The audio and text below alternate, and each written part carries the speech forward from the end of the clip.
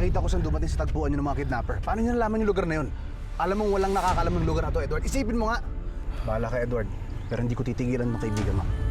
Ano, iniisip mo na ako nagpakidnap kay Cathy sa kay Ryan? Gusto ko lang malaman, pare. Anong ginagawa mo doon? Edward, gusto kong makatulong. Malaking pera ho nakataya dito. At sirang-sira ang reputasyon ng pamilya ni Gabby pagdating sa pera. Pwedeng ginamit niya si Edward para pagkakitaan niya. Wala akong pakialam. Kahit mamatay sa sakit yung anak mo. Inaalala ko lang kung sino magbabantay dun sa bihag. Baka imbis na maging pera, maging bato pa. Binigay ko na lahat ng hinihingi ninyo. Yung mga account ko, binulat-lat ninyo. Palinis na pangalan mo. At malinaw na rin kung sino ang kidnapper. Sino? Bakit dineposit niyo ang 100 million sa account ko? Ako pang palalabasin mong masama hayop ka. Wala ka rin namang magagawa na. Kaya sumunod ka na lang. Ibibigay ko pa rin naman sa'yo ang asawa mo. Ibibigay ko sa'yo ang bangkay niya. Kailangan ko i-withdraw yung 100 million. Isa hong Melchor Espinosa ang kasabot ni Edward dito. Sigurado ho kami na gagalaw na sila para kunin ng pera. Kailangan po natin kumilos agad. Kailangan natin tawagan ng bangko. Guard, sandali, pakihold si Mr. bakit, ma'am? Bakit? Basta yun! Ha? Dalihan mo na! Uy! Alay! Mata! Si Ma'am, mata! Diyan, may nahabol kami! Diyan, sa inyo, Ma'am! Mata! May nahabol kami! Si Ma'am, may nahabol kami! Atras! Nay, salamat ah. Alam ko po natatakot kayo ngayon pero pinagbigyan niyo pa rin ako. Alam mo naman, hindi kita matitiis eh. At saka ayaw kong mapahamak ka. Alam ko rin, ito ang nararamdaman ng nanay ni Ryan. Kaya sige, tutulungan ko kayo para mabalik natin si Ryan sa kanila, ha? Nay, huwag po kayong mag-alala. Pinag-isipan ko po ito ng mabuti. Kaya mababalik natin si Ryan ng buhay sa pamilya niya.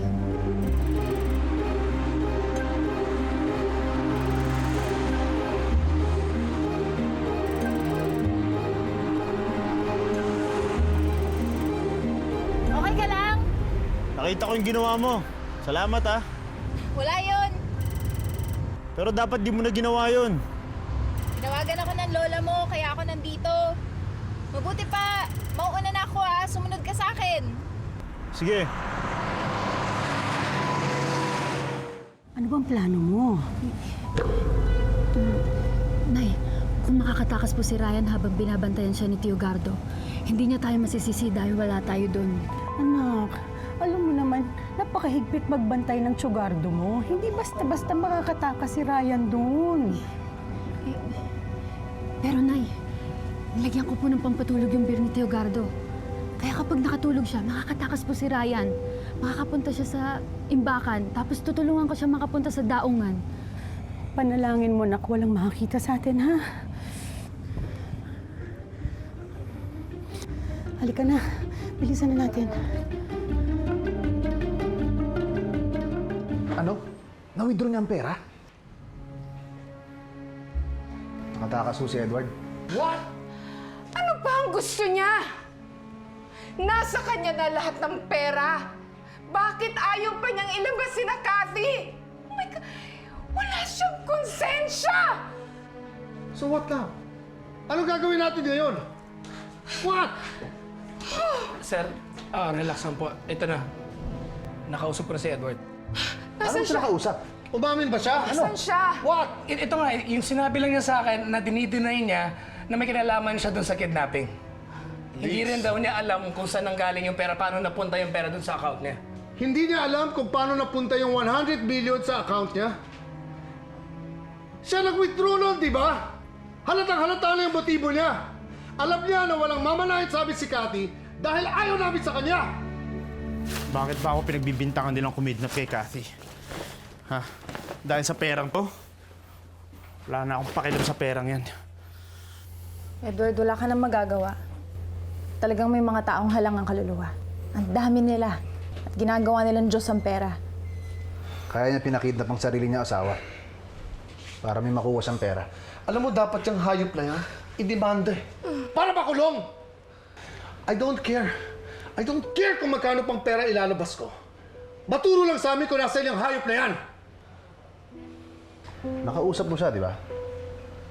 Baka naman alam mo na kung asan siya. You know where he is? What? Sir, alam niyo po na kaibigan ko si Edward. Pero kung talagang may sala siya, hindi ko babaliin ng batas para lang sa kanya. Wala na ako sa serbisyo pero nananatili akong tapat sa sinumpaan ko. Sa pinagbintangan niyo na ako dati, di ba? Tapos ngayon uulitin niyo na itong kapalpakan niyo. Sa biktima pa. Buong buhay ko naging matuwid akong tao. Kahit kailan, hindi ako naghangat ng pera. Lalo na kung galing sa masama. Alam ni Cathy yan. Inalo ka naman pala ng napakalaking halaga. Ba't di mo pa tinanggap ang offer? Sinusulag po nila ako. Hindi ko po kaya tanggapin yan. Ang hirap sa'yo, puro ka prinsipyo. Kaya hindi umaasenso ang buhay mo eh. Dad. Paano mo bibigyan ng magandang buhay ang anak ko? Aber? Dad, enough. Please, intindihin mo naman si Edward. Asensya na po kayo, sir. Pero hindi ko kayang sikmurain na buhayin si Cathy gamit ang perang galing sa masama. That is absolute nonsense. Sa'yo, mamamatay ng dilat ang anak ko. Cathy, will you please talk some sense into this man? Dad, please. Please. Fine, bahala ka.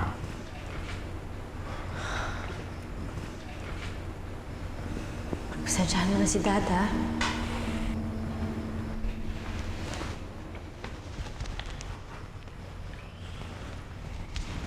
I'm really proud of what you did. Lagi naman akong proud sa lahat ng ginagawa mo, Edward. Lagi mong tatandaan yun, ha?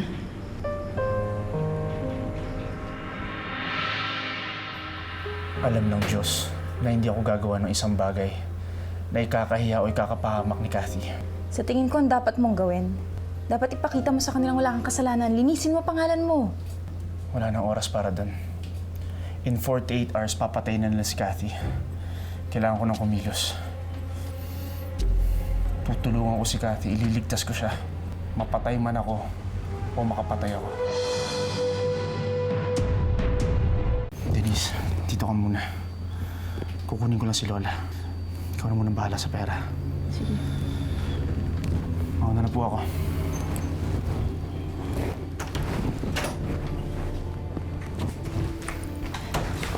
Please. Oh, please. Hindi ba delikado na? Pinatuloy mo si Edward dito. Tapos, may dala siyang malaking halaga. Sigurado ko pinaghahanap na yan. Tsang napagbintangan lang po si Edward. Hindi po siya masamang tao. Naniniwala akong hindi niya kayang gawin to. Pero Denise, habang nandito siya, pati tayo madadamay. Ano ka ba naman? Bakit ba ang lakas-lakas ng loob mo? Pati ako nininerve sa'yo. Tsang, hindi niyo ba alam kung bakit ko siya tinutulungan? Kasi tinutulungan niya rin ako. Tsang, napagbintangan siya katulad ni Kuya dahil din sa pera. At saka hindi niyo ba napansin lumulutang na naman yung pangalan ni Melchor? Anong gusto mong palabasin? Tsang, ang tingin ko konektado lahat na nangyayari dito eh. At habang tinutulungan ko si Edward, unti-unti nang nagkakalinaw ang kaso ni Kuya.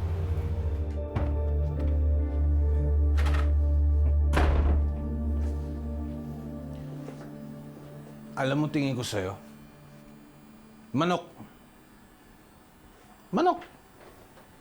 Na nangingitlog ng ginto. Ikaw magpapayaman sa akin. Ikaw! Magpapayaman sa akin.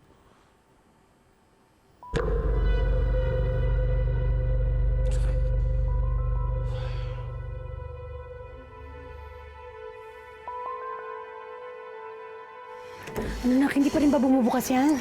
Ayaw na eh. Akin na, akin na. Ako na.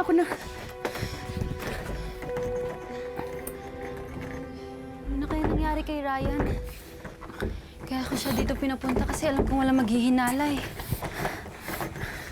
Hindi naman sumisilip dito si Chong. Nay, tulungan na kita.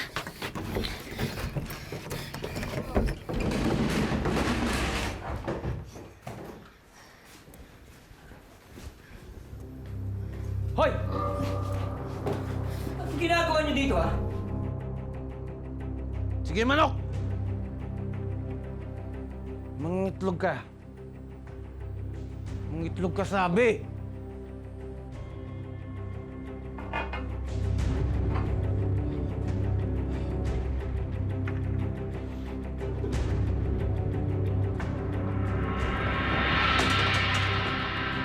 Ano ba ito ni Bossing?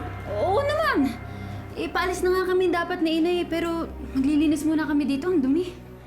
Siguraduhin niyo lang maglilinis kayo, ha?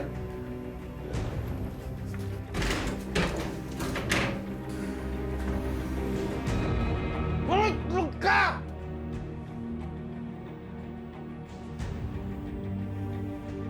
Ito ka na!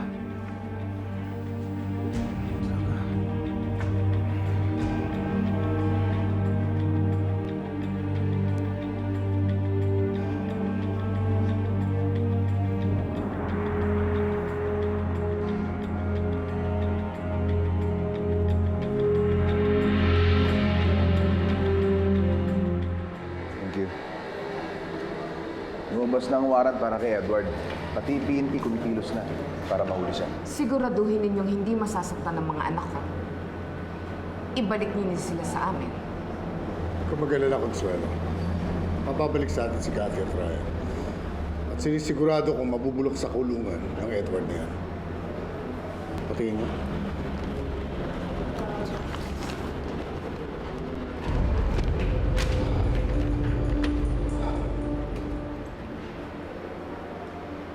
Hello, Edward. Nasaan ka na? Bakit kailangan mo malaman? Para may warrant of arrest ka na. Pinaghahanap ka na ng mga polis. Hindi pwede mangyari to. Kailangan ko maligtas si Cathy. Marami ka pang kailangan paniwanag sa akin. Pero kaibigan kita kaya ako sinasabi sa itang yan. Lola. Lola. Kailangan na natin umalis. Hay na. Bakit ka nagmamadali? Lola, uulihin daw ako ng mga pulis. Diyos ko naman, bakit ba naman nila ginagawa sa'yo to? Edward Galvez, PNP to. Nandito na sila. Lola, hindi na kita pwede isama. Kailangan ko na umalis mag-isa. Sasama ako sa kahit saan ka pumunta, sasama ako Lola, sa'yo. mangako kayo sa akin. Mangako kayo, Lola, mag-iingat kayo. Ha? Lola, magdahilan na lang kayo. Sabihin niyo wala ako dito. Kailangan ko na umalis. Apo, Diyos ko, ingat ka.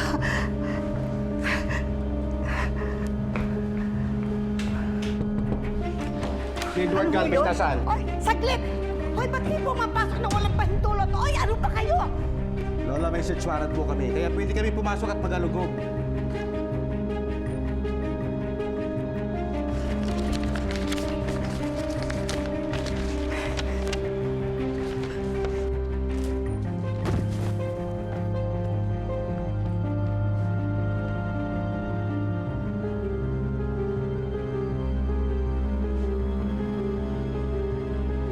Sir, wala dito yung suspect.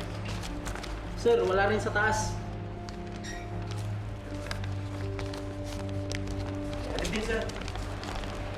Wala si Edward Galvez. Lola, nasaan po yung apo nyo? Ewan ko, hindi ko alam. Tinatanong niyo dyan, wala nga dito.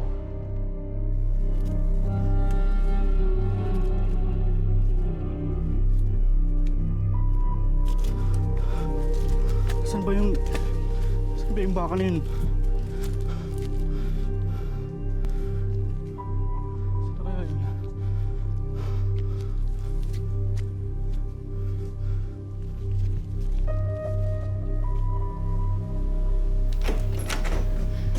Ryan!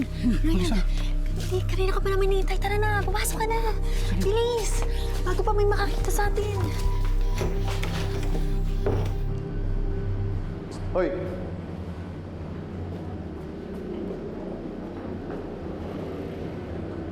Nakatakas si Edward sa mga pulis. Dahil tinawagan mo siya.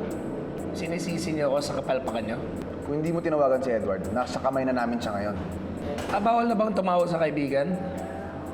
Kinamusta ko lang siya. Wala akong sinabing tungkol sa mga kilos niyo. Absuelto ko sa kaso mo. Malinis ang pangalan mo. Pero pag napatunayan ko na nakikipagkutsaba ka sa kanya, idadamay kita at ipakukulong kita.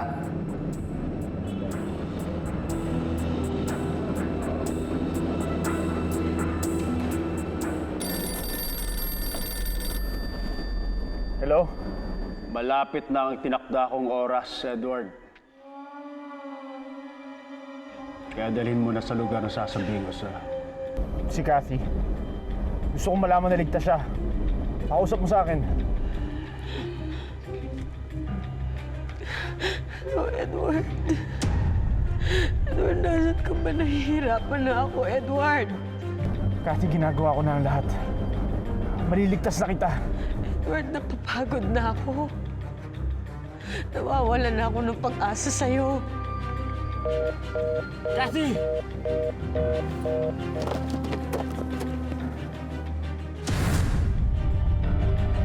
Sa tingin mo na timbre na naman ni Gabi si Edward? Hindi siya dapat makialam dito.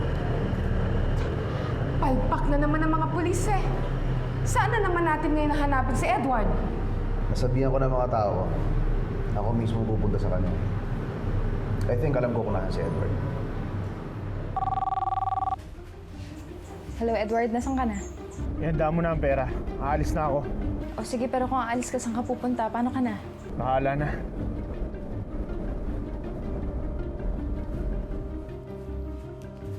Denise, aalis si Edward? Mabuti naman kung ganun. Dahil habang nandito siya sa pamamahay natin, pati tayo nalalagay sa panganib. Ate Denise, sana naman huwag ka na makipagkaibigan dyan kay Edward. Kasi baka pati ikaw masaktan ka niya eh. Uulitin ko sa inyo mabuting tao si Edward. Wala siyang gagawing masama sa akin. Hindi niya ako sasaktan. Huwag na kayo mag-alala.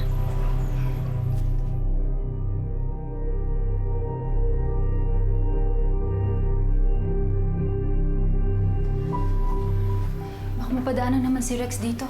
Kaya dito muna tayo, Ryan. Hindi, pero pagdaan ko dyan kanina, wala namang katao-tao eh. Tara na Marisa, malis na tayo.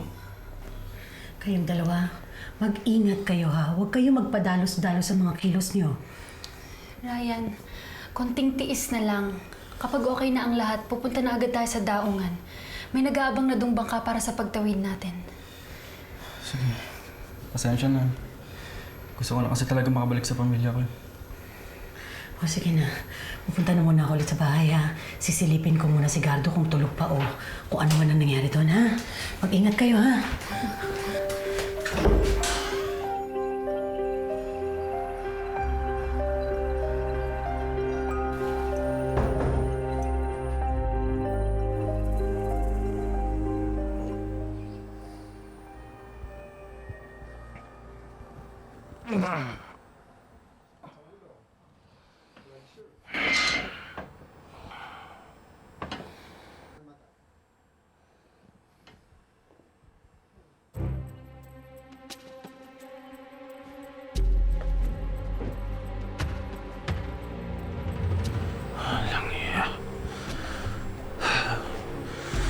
Nalintikan na.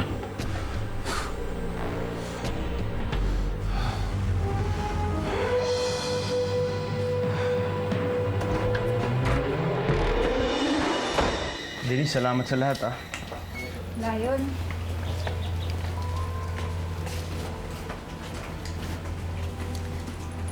Denise, sasama sa kanya. Maraming salamat po at pasensya na sa abala. Salamat din na pinatuloy niyo ako dito. Sige na.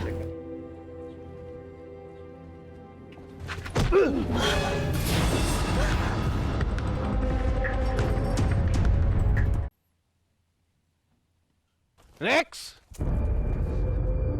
Rex! Rex!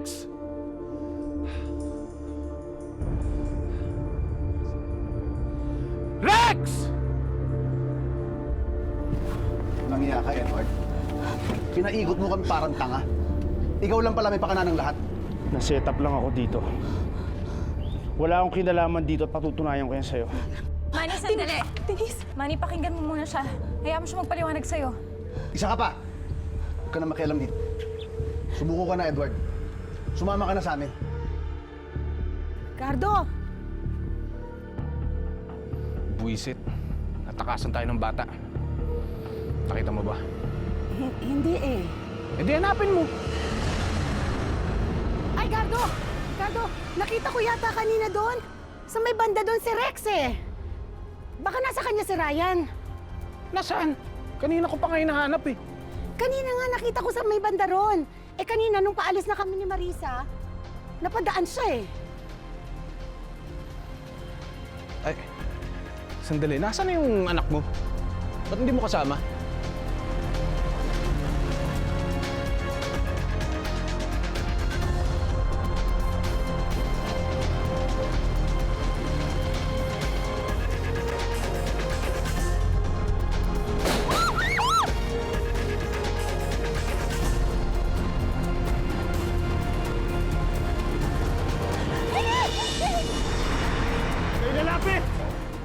Dahil nalapit mo dyan, pasasabugin ko ulo nito! Kumain pa rin nyo!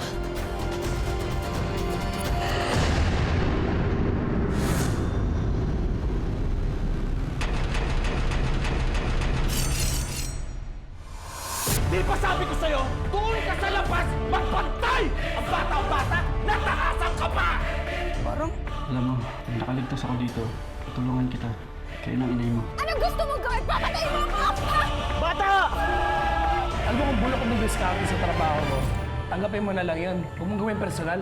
Hindi pwedeng hindi ko personalin to. Dahil yung babaeng kinuha niyo ito, ang babaeng mahal na mahal ko. May lead ka na ba kung nasaan si Edward? Alam na po namin kung nasan siya. Bilisan mo, kunin mo yung pera mo, bilis! Bakit? Parating na doon yung mga NBI, dalian mo! Yan si Galvez.